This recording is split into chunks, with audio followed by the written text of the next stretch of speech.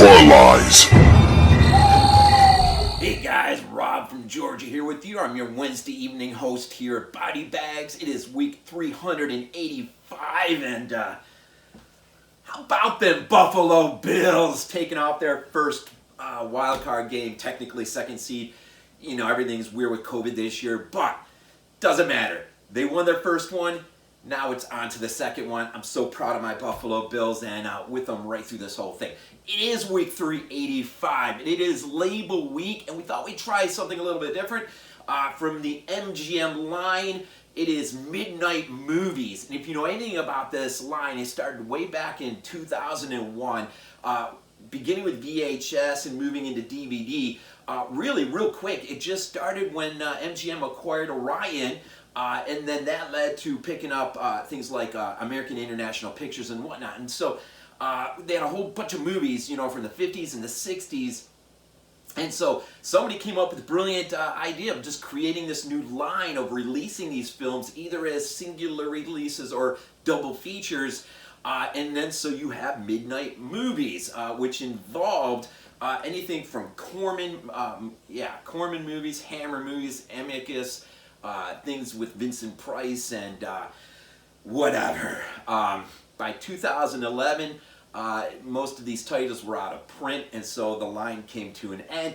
And then eventually out of that, distribution companies like Screen Factory, Shout, Kino, Olive, things like this, they started tapping into those previously released titles and start giving them really good treatments. So, with all that being said, now that you've got a little bit of the history of Midnight Movies, we are taking a quick look at The Beast Within from 1982. That is my favorite year for horror. Go figure, VHS 82 apostrophe, right? 82, that's why. I love it, and I grew up on that VHS, so it just makes sense, right? So, The Beast Within. A few things right off the top here. You got the main writer, Tom Holland. We know him, right, from Fright Night and Child's Play. But he will develop the screenplay for The Beast Within. Originally from an 81 novel, The Beast Within, from Edward Levy. It's interesting because he will loosely adapt the film script from the novel, and with a little bit of twist, I'll get into this a little bit later. He will change a few of the main names and bring in some Lovecraft names like Kerwin and Ward, the case of Charles Dexter Ward, and there is an interesting little parallel there. But also Thomas R. Berman, The Beast Within, man. 82, man, we're talking American Werewolf in London, The Hallowing, The Thing, the use of air bladder for special effects. It really rides the wave of that. And so Mr. Berman, of course, man, if you didn't know, man, he started off, I think, with the Planet of the Apes way back in the day. He had his hands on Prophecy, One Dark Night, Happy Birthday to Me.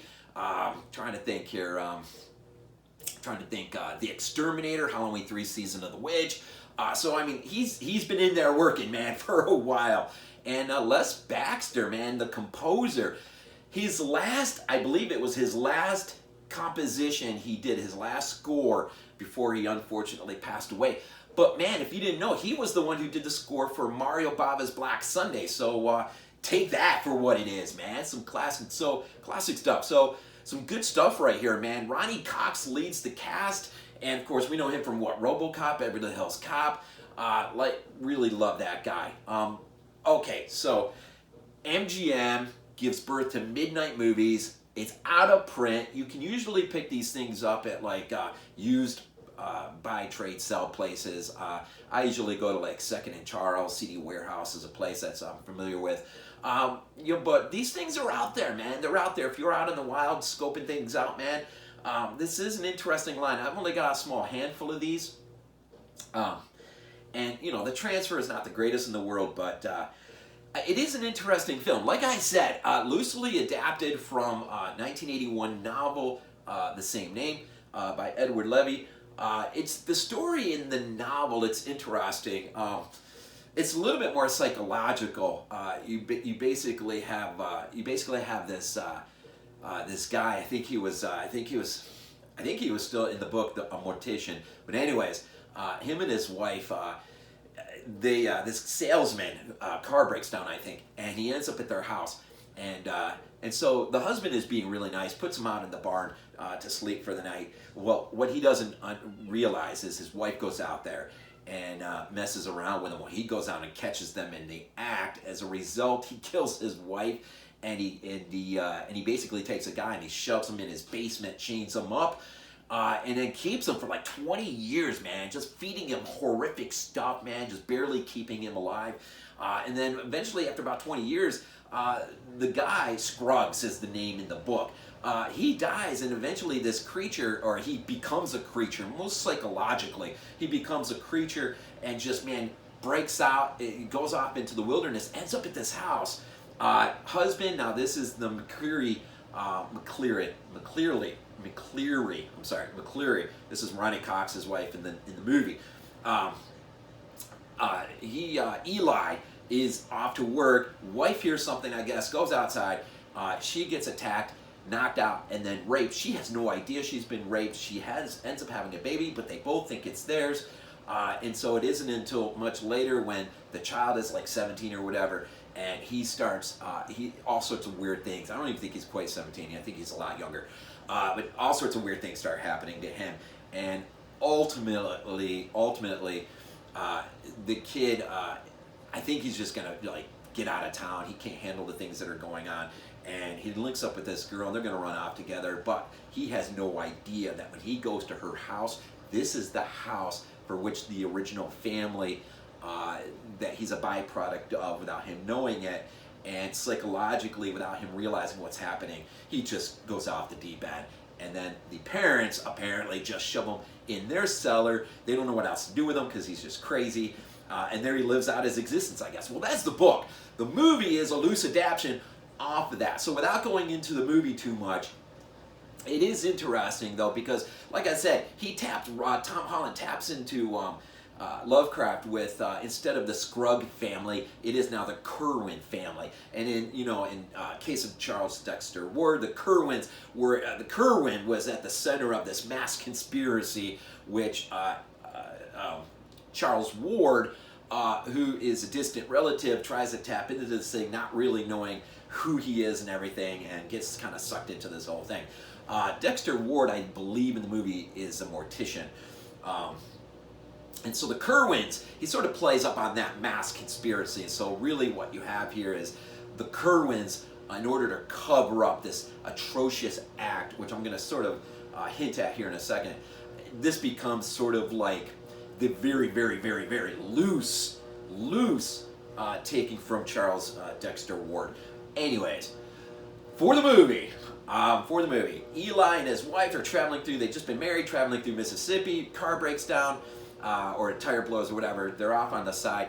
He, not too smart, walks in the middle of the night, walks back down to the gas station that's down the road. She's left out there by herself. And at that time, you have this creature.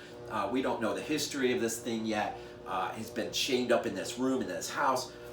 It breaks loose, finds its way, probably just looking for food in the woods, and happens upon this scene, attacks her, ends up raping her, and then when Ronny Cox, Eli, and the gas station guy, when they get there with the tow truck, he finds his wife having been bludgeoned and raped and everything.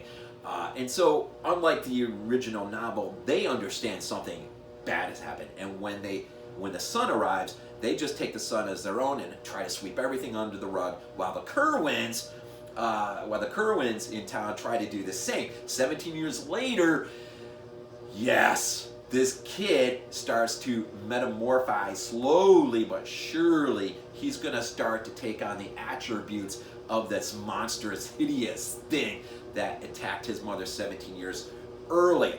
What no one really understands is he's sort of being somewhat possessed via magic or whatever. The background is a little foggy. You really got to kind of read up on it a little bit. You can't glean a whole lot from the movie. But while he's in the hospital, he kind of just, he's so sick The parents don't know what to do with him, so for the moment he's in the hospital. While he's in the hospital, the parents decide to go back to Mississippi to try to ascertain who the assailant was that raped, just in case there was anything genetic in there that might have crossed over to their son, because as far as they know, their son is dying. And he's not, he's just becoming this monster thing. They unwittingly tap into this mystery that begins to unfold that involves the Kerwins having basically covered up a much darker past to their town. But unbeknownst to the parents, Michael, their son, he ends up breaking out of the hospital. This monster thing is starting to come out. And then he will find his way, and let's just say this thing that has sort of genetically been passed on to him that is slowly but surely starting to come out, wants revenge on the Kerwins for what has happened to him in the movie. Of course, you know, you've got this rape thing, but this previous, you've sort of like the book, you've got this instance where this mortician, him and his, like I said in the book, it's basically, I think background is pretty much the same. I probably shouldn't have read so much about it, but it's sort of, I guess the story is sort of there in a nutshell, I guess. I don't really need to say much more about it, I think. It is an interesting film from '82. The special effects that Berman brings in towards the end are, again, 1982, man. Things are developing and coming center stage in terms of some grandiose special effects, the blood and guts and stuff that we would come to love and cherish about the 80s. I remember as a kid, I just remember the promos for this thing. And it, of course, the tagline really had to do with, "We dare you to watch the last 30 minutes of this film and basically survive with everything intact." Of course, that is the great metamorphosis of this creature coming up out of this kid. And man, I'm telling you, man, it's some good stuff, man. It's some good stuff. Even today, looking back, but you got to remember, man, this stuff was made hands-on, handcrafted, you know, like anything back in the day. And it makes it a little bit more special when you realize this stuff. And everything, you know, sort of heads to a heady conclusion, but they leave the door open, you know, a segue into sort of pushing the story further, and like the book did, pretty much kind of the same thing. The movie is a little more open, more loose than the actual book, I guess. So, you know, I guess that's kind of it in a nutshell. I hope I wasn't too confused. I've got so much just stuff in my head that just sort of come pouring out, and I'm not sure where my time is, and I got to be careful of that. So The Beast Within, Philippe Mora, I didn't even say the director's name. Philippe Mora will direct, Tom Holland will write, and it is an interesting movie. If you've never seen it, especially via Midnight Movies, as a unique release from the MGM line back in the day. So there you go with that. Just house cleaning a little bit. We've got a new reviewer coming aboard Tuesday. We're trying to work out some technical issues with that, but I think things look like they're coming. So hopefully when you see my review, you would have seen his review on Tuesday. Just fingers crossed, hoping that. My apologies to those in the UK who apparently didn't get to see my last week's review because of copyright issues. Apparently the said screen disappeared, it ran into the film, and I think that's where the issue was. So anyways, man, it is label week, and Scream Queen, I think, is the theme week at the end of the month. Just continue with, man. We just absolutely appreciative of all your support. Drop a like, comment if you've ever seen it, what you think about it, and just continue to check out all the other reviews as they drop across the week. And apparently, I guess no copyright issues today. The set screen is still up there. I hate those set screens that disappear in 5 seconds. But again, kudos to my Bills. Looking forward to the second weekend of the playoffs. We'll see who they play next. Probably Pittsburgh, I would imagine. But anyways, man, we always leave these things off with Go Bills. This is not a dream. Not a dream.